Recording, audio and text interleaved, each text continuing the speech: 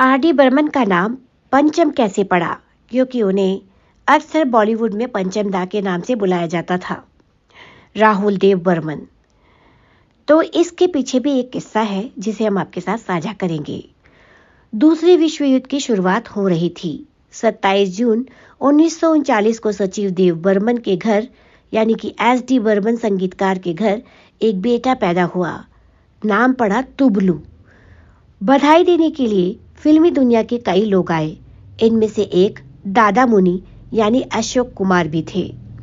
उनके सामने तुबलू ने रोना शुरू कर दिया। रोना सुनकर अशोक कुमार बोले, ये तो रोता भी पंचम स्वर में है। तब से तुबलू का नाम पड़ गया पंचम और उम्र भर वे इसी नाम से बुलाए जाने लगे। दूसरा किस्सा पंचम दा के जीवन का कुछ यूं है कि अपनी पहली धुन बनाई थी उन्होंने और उसे भी उनके पिता यानी एस डी बर्मन ने चुरा लिया था। तो बात तब की है जब पंचम कलकत्ता में पढ़ाई कर रहे थे। एक बार परीक्षा में कम नंबर आए तो पिता ने खूब डांटा। पंचम ने पिता सचिव देव बर्मन को बताया कि पढ़ाई में उनका दिल नहीं लगता और वो भी अपने पिता की तरह संगीतकार बनना चाहते हैं। ऐसा बोलकर पंचम ने 9 धुनें पिता को सुनाई। कुछ साल बाद चेतन आनंद की एक फिल्म आई, Funtoosh. Music S D Burman ने दिया था। पंचम भी फिल्म देखने गए। देखा कि फिल्मों के गीत में वही धुन बज रही है जो उन्होंने अपने पिता को दी थी। उन्होंने पिता से कहा, आपने मेरी धुनें चोरी कर ली है। इस पर सचिव देव बर्मन ने जवाब दिया, मैं देखना चाहता था कि लोगों को तुम्हारी धुनें कैसी लगती है। अब एक किस्सा गुलजार का बताते हैं, जो एक महान गीतकार है। उन्होंने अपने एक इंटरव्यू में ये बताया कि पंचम और मेरा रिश्ता बहुत खास था।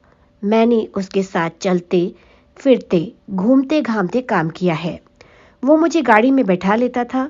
अगर कोई धुन सूझती तो डैशबोर्ड या गाड़ी की छत पे बजाने लगता।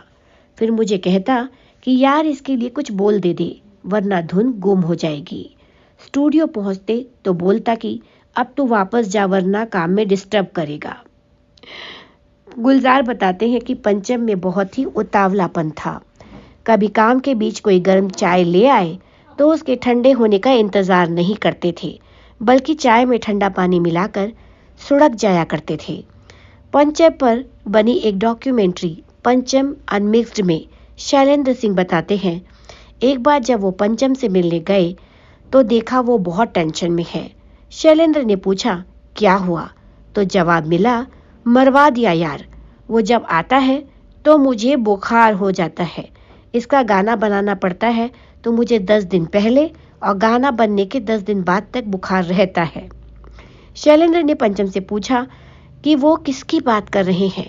पंचम दा ने जवाब दिया, और कौन? वही गुलजार। गुलजार और पंचम की केमिस्ट्री खूब जमती थी। दोनों ने साथ में कई फिल्में की, लेकिन पंचम की दिक्कत थी कि उन्हें गुलजार का लिखा हुआ कुछ समझ आता था। गुलजार कहते हैं, एक तो बेचारे की हिंदी वीक थी, ऊपर से मेरी पोएट्री। एक बार पंचम इजाजत फिल्म के लिए धुनें तैयार कर रहे थे। गीत लिखने के लिए जिम्मेदारी गुलजार के पास थी। गुलजार एक गीत लिखकर पंचम के पास लाए। पंचम ने पन्ना लिया, उल्टा पलटा और इसे हवा में उड़ाते हुए बोले, ये तो हद है, इसमें गीत कहाँ है?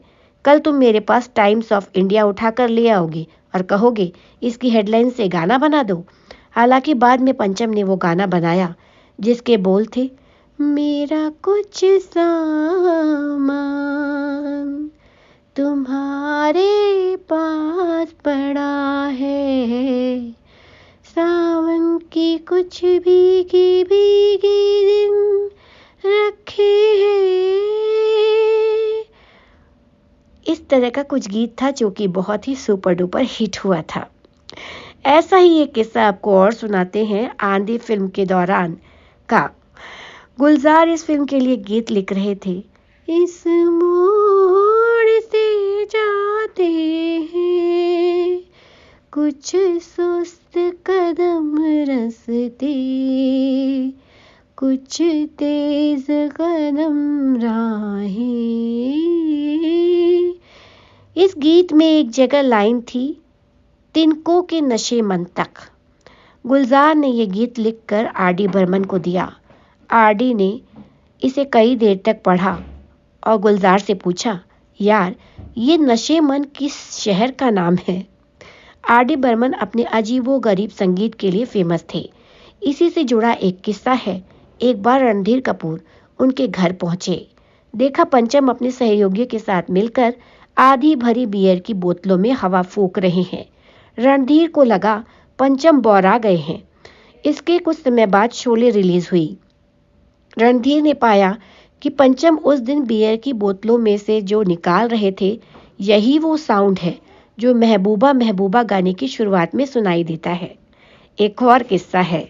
एक बार पंचम और फिल्म मेकर राकेश बहल रात को ट्रैवल कर रहे थे। मुंबई में काफी ट्रैफिक था।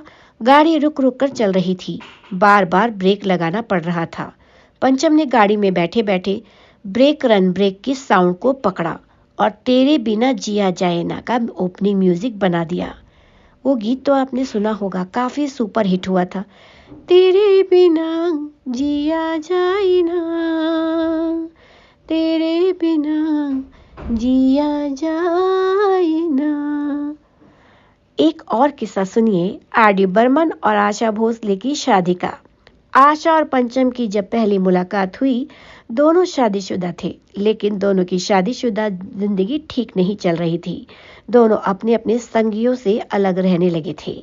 काम के दौरान दोनों नजदीक आए और शादी का फैसला कर लिया। हालांकि ये काम इतना आसान न था। आशा भोसले पंचम से उम्र में काफी बड़ी थी, इसलिए उनकी माँ इस रिश्ते के खिलाफ थी। उन्होंने पंचम का ये फैसला सुनकर उसका विरोध किया और उनको ये धमकी दे डाली कि उनकी लाश के ऊपर से आशा उनके घर में आएगी। शादी टल गई। इसके कुछ समय बाद पंचम की माँ बीमार पड़ गई और उन्होंने लोगों को पहचानना तक बंद कर दिया। उनकी हालत देख पंचम ने आशा से शादी की और उन्हें अपने घर ले आए। 1960 से लेकर 1980 तक इन 20 सालों में आर.डी. बर्मन ने फिल्म इंडस्ट्री पर राज किया, लेकिन 80 के दशक में पप्पी लहरी जैसे कुछ नए संगीतकारों ने उन्हें पीछे छोड़ दिया। उनकी संगीत निर्देशन में बनने वाली फिल्में बॉक्स ऑफिस पर फ्लॉप होने लगी तो लोगों ने काम देना बंद कर दिया। यहाँ तक कि साल 1966 में आई तीसरी मंजिल से लगातार हर फिल्म में साइन करने वाले नासिर हुसैन ने भी 1988 में आई कयामत से कयामत तक में उनको साइन नहीं किया। 90s में विधु विनोद चोपड़ा अपनी बड़ी period film 1942 a love story plan कर रहे थे। म्यूजिक वे पंचम दा से बनवाना चाहते थे। संगीत कंपनी HMV के अधिकारियों ने मना कर दिया कि इस शख्स का म्यूजिक नहीं चाहिए। बोले कि ऐसे गाने कोई नहीं सुनता और पंचम को लेंगे तो ठीक नहीं होगा। पर विधु अड़े रहे। पंचम दा ने कुछ ना कहो गाने के लिए एक धुन बनाई जो 90s के लटके झटकों से भरी हुई थी। वो गीत आपको याद होगा, कुछ ना कहो, कुछ भी ना कहो, क्या कहना है, क्या सुनना है, मुझको पता है, तुमको पता है, समय का ये पल थम सा गया है। तो ये जो गीत है वो गीत बनाया था पंचम दा ने। विधु ने सुनकर विनम्रता से कहा कि मुझे ये नहीं चाहिए। पंचम दा की आंखों में आंसू आ गए। उन्होंने विधु से पूछा, मैं ये फिल्म कर तो रहा हूं ना, 1 हफ्ता दे दो। विधु बोले, आप 1 साल ले लीजिए, मगर संगीत ऐसा दीजिए जो सिर्फ पंचम दा ही दे सकते हो। हताश में डूबे हुए आर.डी. बर्मन को विधु की बात से हिम्मत मिली। पंचम ने इस गाने और फिल्म में फिर नए सिरे से संगीत दिया और 1942 a love story Hindi cinema की सबसे बड़ी म्यूजिकल हिट्स में से एक साबित हुई।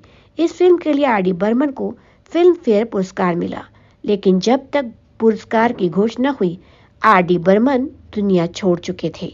उनकी मृत्यु पर जावेद अख्तर ने कहा था, 1942 अ लव स्टोरी का संगीत हिंदी सिनेमा के मुंह पर एक तमाचा है जिसे पंचम दा मार कर गए हैं। तो बॉलीवुड में आज के लिए इतना ही। मुझे दीजिए अनुमति, फिर मिलूंगी आपसे बॉलीवुड की कोई अन्य दिलचस्प खबर या किस्सा लेकर। तब तक के लिए नमस्कार।